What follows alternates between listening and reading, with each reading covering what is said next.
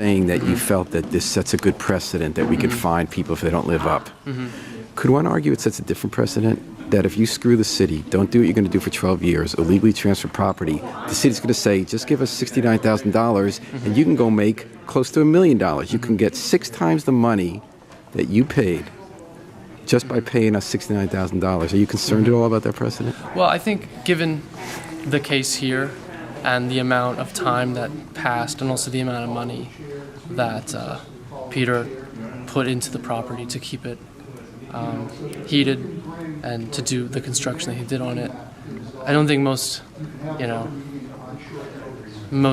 developers, I hope, would not make that kind of calculation. And I think... But why shouldn't we just take the property and sell it ourselves? No, but why? Don't you want the city to make that $900,000? I think this is a good medium in between. 69,000 is a medium from 900,000? I mean, the city has the ability to do that, but I think in this case, this makes sense, actually.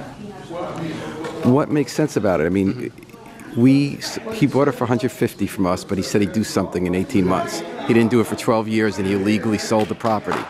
Well, now he's going to make 6 times his money, and we got screwed. How does that make sense? I mean, in the meantime, he made a number of investments in the property. He also modified the LDA multiple times, which is within his right to do. Yeah, but he, in the end, said he put $500,000 in.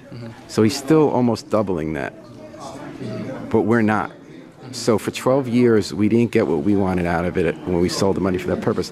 What's the city getting out of this? No, but what are we getting out of this? The city is getting a precedent that will not just apply to projects of this size, but projects that are smaller, so that we can actually collect on LDAs that have been in default for some time. Amend it?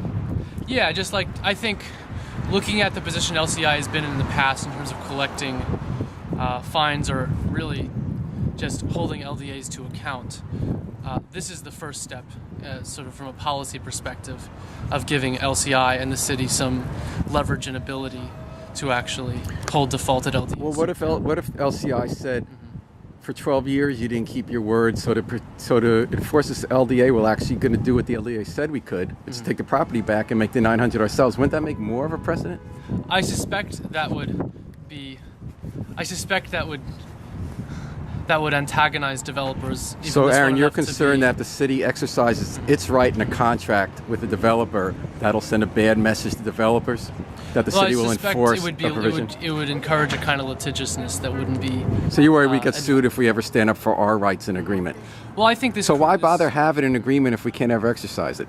I mean, this is the ultimate case of a right we could have exercised. So if we don't exercise a basic right that we negotiate, aren't we sending a message to developers that even if you sign a contract with us, you don't have to keep it? Well, I think as a city we need to balance, or create some balance between encouraging developers to come and making it a good place to do business, and making sure that developers have to live by the rules that we set.